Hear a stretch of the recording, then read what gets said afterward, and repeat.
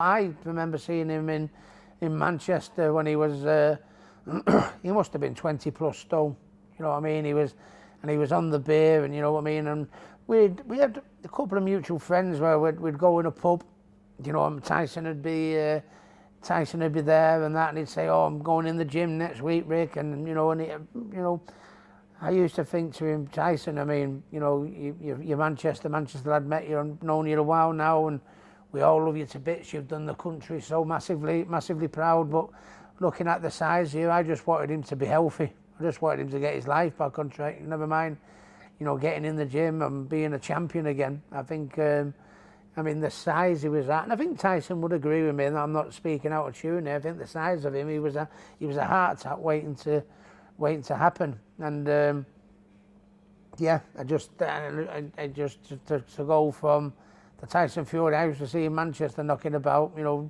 20 plus stone overweight, to the Tyson Fury now, you know, I'm very proud of him. When he first started making his comeback, he come down to the, he started using the gym. A lot of people were a little bit worried that maybe, you know, he hadn't had enough fights. You know, he only had a couple of little warm-up fights, and then he was going in with a heavyweight who was probably one of the most formidable heavyweight punchers ever, you know what I mean, in Deontay Wilder. But I was quietly confident that he had every chance to lift the belt, because what he was doing in the gym, the sparring partners they had in the gym, it was absolutely phenomenal to see him do what he actually did. So I knew there was every chance he could go there and regain his world title. It was brilliant to see the man not only shrink over the period of time, but shrink and get sharper and get his timing better and his confidence up. I think it was inspiring for everyone. And yeah, the next minute, Ben and Tyson invited me to go in the corner for the Deontay Wilder fight, which felt very privileged, to be honest with you. I mean, just you know, say Tyson went in my corner, just have him there alone would be one thing, but the fact that I think they had me there to pick my brains on the advice and tactics and stuff like that, and along with having Freddie Roach in the corner as well, they wanted me there as well. I mean, as if Ben and Freddie wouldn't have been good enough, you know, they wanted me there as well. But no, it was a very proud moment, and it's something that I'll had some wonderful times in my career, and it's something that I'll always remember, that Wilder fight. How was it inside the dressing room for you personally? Were you nervous? What was the mood like before you went out? I get nervous, you know, because he's your mate, and I know you know, seeing what he'd been through, the tough times, because I'd been through it myself.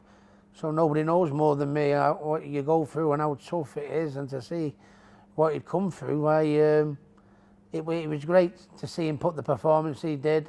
Great for him to, how he, unbelievable how go down in boxing history, how he got up from that last punch in the last round, and not only get up, come back and knock 10 lumps out of Deontay. I think, talk about inspiring, but I mean, it was very upsetting as well, because I felt he got starved of one of the best comebacks in British boxing history he was given the draw. I thought it was, I don't think there was anyone at ringside that didn't think it was that didn't think it was a draw, that thought Tyson had won. So it was it's a massive anticlimax to what Tyson had been through, where he'd gone, to not getting our nose over the finishing line and getting the result we wanted. I felt like he was winning comfortable. I mean, you know, obviously the fear is if Deontay cops him with one, and the fear came true in the 12th round. And they have different rules in the United States to England. They have you sat about 8 foot, 10 foot back in the ring, where you know you can't sit on the steps of the ring,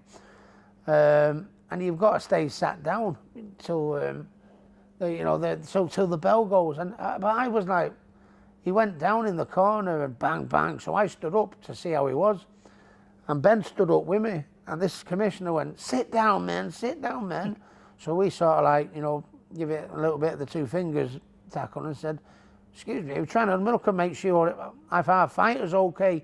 He went, sit down, and Ben's arguing with this official, going, some rule this is, you're 10 foot away from the ring, you've got to signal the commissioner to go in and stop the fight if it needed. And then I went, calm down, Ben, calm down, Ben. He's got up. And Ben turned around. I looked at Tyson. Tyson just staggered across the ring, tapped the referee on the shoulder, and it was carry on. And it was, I think me and Ben couldn't believe it. And I thought, if he survives the round, he's still won it. He still won it if he just stays on his feet. And he did a little bit more than stay on his feet, didn't he? He won the round and ended up nearly stopping Deontay. We started putting it on him, and I thought the fact that what he'd done the whole fight, got up from that knockdown, and then did what he did after the knockdown in the rest of the round, I think the fact that he never got that belt back on that night, I think was really harsh, really harsh. Yeah, and for you personally, the emotions you must have gone through. I mean, first of all, he's winning the fight comfortably. Then it looks like it's game over, and then he gets up. What's going through your head at that time? I couldn't believe it, and I thought to myself, but he looked surprisingly okay. Because I mean, normally, if you get up from a knockdown, you can get up from a knockdown, and your legs are, are knocking a little bit, and 9 times out of 10, if they crack you with one straight away again, that's that, isn't it? But Tyson got up, and the fact that the referee went, walk to me. He walked to me, walked up to the neutral corner, tapped him on the shoulder. I thought we might have half a chance here, because I mean he's not got up, he's not all over the show. He seems compass mentis, and then Deontay powered it on, and he was able to avoid them first few shots, slip and slide, and get a few shoulders glanced on it to glance the shots off and everything like that. And then I think when he started coming back at Deontay, I think Deontay thought to himself, oh my, Lord, what I'm in with someone who's not normal here. It's like a superhuman effect. And that's what I think is going to be hard for Deontay in this third fight, because, for Tyson to get up on that last round and bash him up like he did, and then in the rematch, just bash him up again, it's hard to see what... I mean, his head must be absolutely all over the show, because I mean, it was just incredible, wasn't it? Back to that first fight, there's a lovely moment of you talking to Tyson in the ring straight after. Can you remember what you said to him? After where you've been through, I said, we're just proud of you, just gutted you won't, you've not got your just rewards by retaining the belt. And he said, don't worry, Rick. He said, that belt's coming back. It won't be. It's just on hold a little bit longer. And you know what? I couldn't agree with more with him. Yeah. Yeah. So that takes us on to the second fight, and he, in between the two, he's had that nasty scare against Otto Wallin where he's got the cut. And I think after that fight, John Fury was saying his son was as weak as a kitten, had a pop at his team, and then the next thing you know, Tyson's changed trainers. What did you make of all that? I don't know. I think to myself, Ben did a fantastic job, to be honest with you. But as it happens, what John said. Nobody knows Tyson better than his dad, John. So he knows what he was doing, and I thought it was a bit harsh on Ben, because Ben was more than just a coach. He was there through the tough times. I think he used to just basically sleep in the rooms to make sure Tyson was okay, make sure he didn't go out on the beer again, or make sure he just sort of like, he sort of like lived at the bottom of his bed to make sure that Tyson was not just getting the best advice and the best thing from a boxing point of view, but he was getting the best looked after he could have done. And so I think Ben went above and beyond, to be honest. But listen, what happened in the rematch? How can you have a pop at John and say, listen, at the end of the day, nobody knows him more than his dad, and he was right. Turned out right in the end, didn't it? Because he put on a fantastic performance. Yeah. Tyson was in there with Deontay in the first fight, so nobody knows more than Tyson just how hard he hits, how strong he is, and what the best tactics was. I mean, your trainers can have the best tactics to you. And I remember against Jose Luis Castillo when Billy Graham said to me, Ricky, he's into it a bit more. I said, I don't need to, Billy. I said, he's as weak as a curtain here. I said, I'm going through him. And Tyson must have seen something like that in the first fight, where he thought, listen, all I need to do is put my foot down on this fella, and that's it, it's over. And that was the case that's what happened, really. You know, he went out and bullied him, and but the tactics for the fight were dangerous tactics, but so were mine when I boxed Kostya Tszyu. I boxed Kostya Tszyu, and I said I'm going to jump all over him, you know what I mean, and outwork him, and busy, and everyone thought, oh no, that's the wrong tactics for you, Ricky. But it wasn't. It was the right tactics, and very dangerous one, and no one knew more than me. I mean, no one should have known more than me, because I thought to myself, oh no, Tyson, don't go toe-to-toe, don't go toe-to-toe. But people were saying the same things about me against Kostya Tszyu, and it worked for me, and it worked for Tyson. So it's, yeah, it's just about, you know, sometimes your best trainer can be the brain between your own ears. I think did more mental damage to Deontay, Tyson did, than I think we're letting on. I mean, he said, he questioned the corner work that me, Ben Davies and Freddie Roach did in the corner. I think he even said I put metal plates in the gloves. As, you know, what's going on there?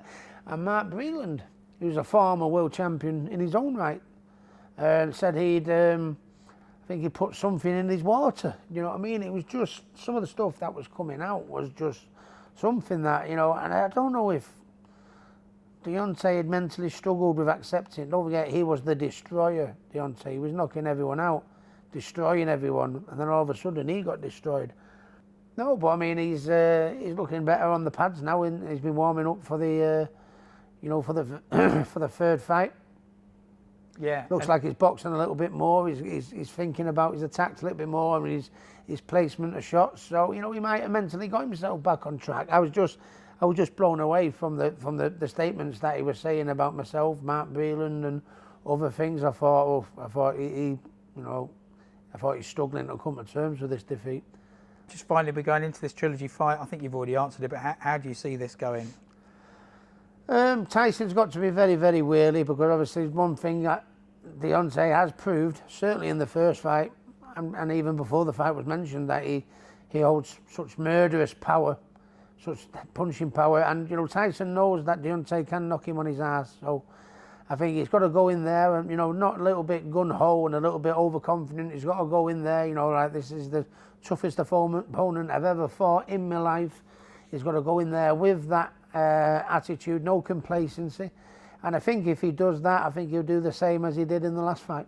I mean, but if he goes in there with a little bit complacent, just lets his guard down a little bit, takes his eye off the ball a little bit, the last person you want to take your eye off the ball is somebody who hits like Deontay Wilder, isn't it? So, but Tyson's, you know, there's one good thing is his boxing brain. I don't think he'll allow himself to take the eye off the ball. I think he'll go in there sharp as ever with a point to prove, and I think he'll do a similar job to what he did in the last fight. When that bell rings, it's going to be a war.